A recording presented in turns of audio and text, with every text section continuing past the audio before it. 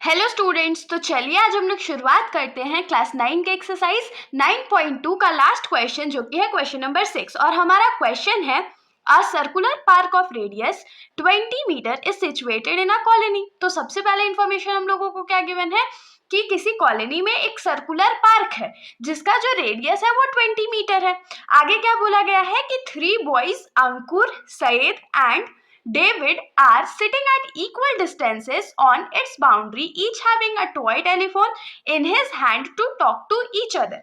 अब इसमें क्या बोला है गया है कि जो सर्कुलर पार्क का बाउंड्री है उस पे 3 दोस्त या 3 बॉयज जो है वो बैठे हुए हैं और इक्वल डिस्टेंस पे बैठे हुए हैं, अलग अलग डिस्टेंस पे नहीं, इक्वल डिस्टेंस पे बैठे हुए हैं।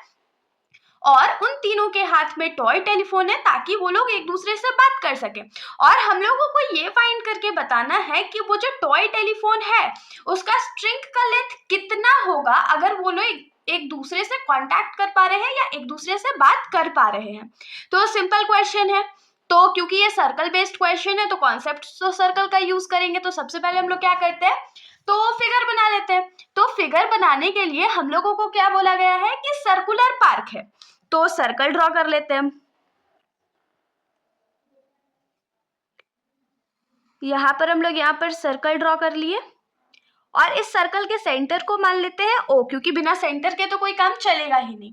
अब इसमें क्या बोला था कि तीनों दोस्त इक्वल डिस्टेंस पे बैठे, तो अज्यूम कर लेते हैं कि अंकुर जो है यहाँ बैठा है, सईद जो है यहाँ बैठा है और डेविड जो है यहाँ पर बैठा है। और क्या करते हैं, तीनों को ज्वाइन कर देते हैं और ऐसा अज्यूम हम लोग कर लेते हैं कि ये जो तीनों डिस्टेंस है वो इक्वल है।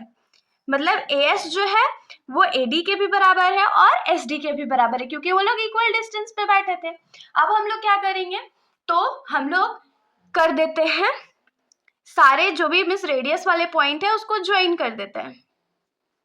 और हम लोगों को क्या बोला था, एक इन्फॉर्मेशन और क्वेश्चन में गिवन था कि जो रेडियस है सर्कुलर पार्क का वो 20 मीटर है। 20 मीटर से मतलब कि OS जो है, OD जो है और OA जो है वो दोनों क्या है या तीनों क्या है, तो 20 मीटर का होगा। क्यों? क्योंकि ये तो रेडियस है ना, सेंटर से लाइन ड्रॉ करा गया, तो किसी एक में भी मेंशन कर देते हैं 20 मीटर, चाहो तो तीनों में भी मेंशन कर सकते हो।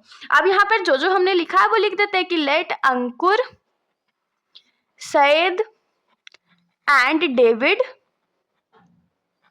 B, A, S and D respectively in the circular park। मतलब कि हमने अंकुर को A नाम से रिप्रेजेंट करा है, सईद को S नाम से रिप्रेजेंट करा है और डेविड को D नाम से रिप्रेजेंट करा है, जो सर्कुलर पार्क पे हमने बनाया है। अब हम लोगों को यहाँ से क्या पता है कि OS जो है वो OD के भी बराबर है और OA के बराबर भी है और तीनों का लेंथ 20 मीटर है। क्यों? तो क्योंकि तीनों जो है वो रेडियाई है, रेडियाई ऑफ सर्कुलर पार्क भी लिख सकते हो। अब यहाँ पर हम लोगों का ना एक कॉन्सेप्ट है कंस्ट्रक्शन का, तो इसमें हम लोग कंस्ट्रक्ट क्या करेंगे, हम लोग OD को प्रोड्यूस कर देते हैं, थोड़ा सा फर्दर प्रोड्यूस करेंगे। कहाँ पर? तो M तक इसको प्रोड्यूस कर देते हैं। तो क्या लिखेंगे कि draw OM perpendicular on SA। और ये जो हमने यहाँ पर प्रोड्यूस करा है वो ऐसे प्रोड्यूस करना है कि OM जो होगा वो परपेंडिकुलर होगा SA या AS पे। होप सो इतना आप लोगों को समझ में आ गया होगा। अब हम लोगों को यहाँ पर क्वेश्चन में गिवन क्या था कि तीनों डिस्टेंस जो है तीनों दोस्तों के बीच में वो इक्वल है, मतलब कि AS जो है SD के भी बराबर है और AD के भी बराबर है, तीनों का डिस्टेंस इक्वल था।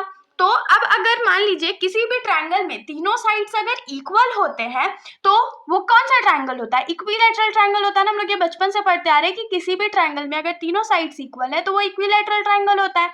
तो यहाँ पर देखिए हम लोगों को गिवन था कि AS जो है वो SD के बराबर भी और AD के भी बराबर, और अगर किसी ट्रायंगल में तीनों साइड्स इक्वल हो गए तो इक्विलैटरल ट्रायंगल हो गया वो। तो क्या लिखेंगे कि in triangle ASD AS is equals to SD is equals to AD, मतलब तीनों साइड्स इक्वल है, तो देयरफॉर क्या लिख सकते हैं कि triangle ASD is an equilateral triangle. ये हम लोगों को मिल गया। अब एक प्रॉपर्टी इक्विलैटरल ट्रायंगल का और क्या होता है कि इक्विलैटरल के ट्रायंगल के तीनों एंगल्स जो है वो 60 डिग्री होते हैं। मतलब कि यहाँ पर हम लोग क्या लिख सकते हैं कि एंगल A, एंगल S और एंगल T, तीनों एंगल कितने हैं, 60 डिग्री है। तो यहाँ पर सिंप्लाइज दैट क्या लिखेंगे कि angle A is equals to angle D is equals to angle S is equals to 60 degree, तीनों एंगल्स जो होते हैं वो 60 डिग्री के बराबर होते हैं। होप सो इतना में आप लोगों को कोई भी दिक्कत नहीं हुआ होगा। अब आप लोग को देखिए यहाँ पर क्या याद रखना है कि एंगल ए जो है वो 60 डिग्री है और ओ एम जो है वो एंगल ए को बाइसेक्ट कर रहा है, मतलब ओ ए जो है वो एंगल ए को बाइसेक्ट कर रहा है। जब एंगल बाइसेक्ट होता है तो वो 2 इक्वल पार्ट्स में डिवाइड हो जाता है ना, तो यहाँ पर लिखेंगे कि since O A bisects angle A, O A जो है वो बाइसेक्ट कर रहा है एंगल ए को, तो देयरफॉर हम लोग क्या लिख सकते हैं कि एंगल एम ए ओ जो होगा वो क्या होगा, एंगल ए डिवाइडेड बाई 2। देख लीजिए यहाँ पर एंगल एम ए ओ जो है ये वाला जो एंगल होगा वो पूरे वाले एंगल के 50 डिग्री मतलब 50 होगा, 50%, तो ये एंगल ए डिवाइडेड बाई 2 हो गया, that is 60 degree divided by 2, 30 degree. तो हम लोगों को एक एंगल जो है वो क्या मिल गया, 30 डिग्री मिल गया। अब हम लोग क्या करते हैं, एमओ का वैल्यू फाइंड करते हैं। एमओ का वैल्यू कैसे फाइंड करेंगे, तो देखिए इसमें बहुत कॉमन लॉजिक है। ये वाला जो एंगल हम लोग को, ये वाला एंगल वो 30 डिग्री मिल गया, हमने इसको 30 डिग्री लिख लिया है। अब देखिए हम लोग लिखेंगे कि इन ट्राइंगल ए एम ओ, हमारे पास जो ट्राइंगल ए एम ओ बन रहा है, छोटा सा आप लोग फिगर पे ध्यान दीजिए, ट्राइंगल ए एम ओ जो है वो एक राइट एंगल ट्राइंगल है। राइट एंगल ट्राइंगल है ना, क्योंकि एंगल ए एम ओ जो है उसमें 90 डिग्री है। अब आप लोगों को हमेशा याद रखना है कि किसी भी राइट एंगल ट्राइंगल में अगर एक एंगल 30 डिग्री, अभी हमने फाइंड आउट करा था कि उसमें एक एंगल जो है वो 30 डिग्री है, अगर किसी भी राइट एंगल ट्राइंगल में एक एंगल 30 डिग्री है तो उसके अपोजिट वाला जो साइड होगा वो हाइपोटेन्यूस का हाफ होगा। तो हम लोग यहाँ पर क्या लिखेंगे कि in triangle A M O, angle A M O जो है वो 90 डिग्री के बराबर है, इसीलिए ट्राइंगल ए एम ओ जो हो गया वो राइट एंगल ट्राइंगल हो गया। ये राइट एंगल ट्राइंगल लिखा है मैंने, ठीक है। तो अब हम लोग जानते हैं कि किसी भी राइट एंगल ट्राइंगल में जो साइड अपोजिट होता है 30 डिग्री वाले एंगल के, वो हाइपोटेन्यूस का हाफ होता है। तो यहाँ पर आप लोग फिगर में ध्यान दीजिए, 30 डिग्री के अपोजिट वाला जो साइड है वो कौन सा है, 30 डिग्री के अपोजिट वाला साइड है एमओ। तो एमओ किसके बराबर होगा, हाफ ऑफ हाइपोटेन्यूस। तो हाइपोटेन्यूस हमारा क्या है, एओ है, डिवाइडेड बाई 2 हो गया। तो एओ का जो वैल्यू है वो क्या होगा, तो हम लोगों को पता है कि ओए या एओ जो है वो रेडियस है और रेडियस का वैल्यू हम लोगों को 20 मीटर गिवन था। तो ये क्या हो गया, 20 metre divided by 2 that is 10 metre. तो यहाँ से हम लोगों को एमओ का जो वैल्यू है वो कितना मिल गया, 10 मीटर मिल गया। अब हम लोग जानते हैं कि जब भी हम लोग राइट एंगल ट्राइंगल का कोई भी क्वेश्चन सॉल्व करते हैं तो उसमें हम लोगों को सिंपली क्या करना होता है, तो पाइथागोरस थ्योरम का यूज करना होता है। तो देखिए इस वाले ट्राइंगल में, तो मतलब कि ट्राइंगल ए एम ओ में 3 साइड्स है, 2 साइड्स का वैल्यू हम लोगों को पता है और हम लोगों को ए एम का वैल्यू नहीं पता है, और हम लोगों को ए एस का वैल्यू निकालना है ना। तो ए एस को तो हम लोग 2am लिख सकते हैं। तो सबसे पहले हम लोग क्या करते हैं, ए एम का वैल्यू निकालते हैं। तो क्या लिखेंगे कि using Pythagoras theorem, Pythagoras theorem के यूज से हम लोग क्या लिख सकते हैं कि हाइपोटेन्यूस स्क्वायर जो होगा वो परपेंडिकुलर स्क्वायर प्लस बेस का स्क्वायर के बराबर होगा। तो हाइपोटेन्यूस हमारा क्या है, एओ का स्क्वायर हो जाएगा, परपेंडिकुलर हमारा क्या है, तो एएम का स्क्वायर हो जाएगा, प्लस बेस हमारा क्या है, तो एमओ है और उसका स्क्वायर हो जाएगा। तो यहाँ पर एओ का जो वैल्यू है वो हम लोगों को 20 मीटर पहले से पता है, तो 20 मीटर स्क्वायर हो गया। एएम का वैल्यू तो हम लोगों को निकालना है, प्लस एमओ का वैल्यू अभी हमने 10 मीटर निकाला हुआ था। तो यहाँ पर देखिए 20 का स्क्वायर क्या होता है, 400, और मीटर का स्क्वायर मीटर स्क्वायर।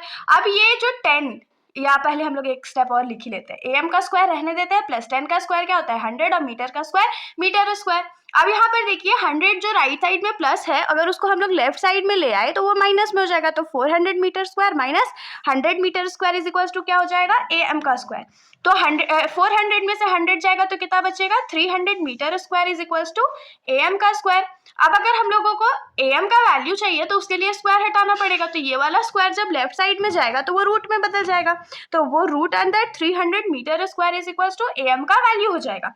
अब देखिए 300 को हम लोग रूट से हटाते हैं, तो इसके लिए क्या करेंगे, प्राइम फैक्टराइजेशन करेंगे। तो ये 150 टाइम्स में, फिर ये 2 के टेबल में 75 टाइम्स में, फिर इसको अगर 5 के टेबल में ले तो 15 टाइम्स में, फिर 5 के टेबल में 3 टाइम्स में। मतलब यहाँ पर 2 बार 2 है और 2 बार 5 है, तो एक बार बाहर आ जाएगा। तो ये क्या हो जाएगा, 2 × 5 जो है रूट से बाहर आया, अंदर में बचा √3, और मीटर स्क्वायर था तो मीटर आ गया बाहर, इज इक्वल्स टू एएम।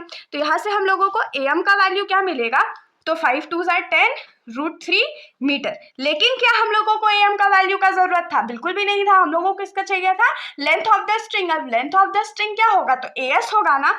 तो हम लोग क्या लिखेंगे कि नाउ या यहाँ पर हम लोग लिख सकते हैं कि OM is perpendicular on AS, therefore AS is bisected. हम लोग जानते हैं कि जब सेंटर से किसी भी कॉर्ड पर एक परपेंडिकुलर लाइन ड्रॉ कर दिया जाता है तो जो कॉर्ड होता है वो बाइसेक्ट हो जाता है। बाइसेक्ट हो जाता है मतलब कि 2 इक्वल पार्ट्स में डिवाइड हो जाता है। तो यहाँ पर से हम लोग क्या लिख सकते हैं कि जो 2 इक्वल पार्ट्स में डिवाइड हुआ होगा वो इक्वल होगा ना दोनों पार्ट। तो यहाँ पर से क्या लिखेंगे कि AM जो होगा वो SM के बराबर होगा। आप लोग फिगर पे भी मैच करते जा सकते हो। नाउ AS को हम लोग क्या लिख सकते हैं? AM प्लस SM लिख सकते हैं।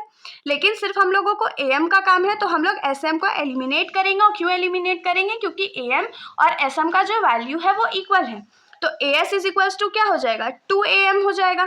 तो AS इज इक्वल्स टू क्या हो गया? 2 इंटू AM का वैल्यू अभी जस्ट हमने निकाला था। क्या निकाला था? तो 10 √3 मीटर, दैट इज 10 2 20 √3 मीटर। तो यहाँ से हम लोग क्या लिख सकते हैं कि therefore length of string is equals to क्या हो जाएगा? 20 √3 मीटर। ये हमारा आंसर हो गया। तो इसके साथ हमारा ये जो सॉल्यूशन है यहीं पर खत्म हो जाता है। होप सो आप लोगों को यहाँ पर कोई भी डाउट नहीं हुआ होगा। अगर आप लोगों को कोई भी डाउट हो तो आप लोग कमेंट सेक्शन में बेशक पूछ सकते हो। वरना अगर आप लोगों को वीडियो अच्छी लगी तो वीडियो को लाइक करिएगा और मेरे चैनल को बिना सब्सक्राइब करे कहीं मत जाइएगा। Thank you.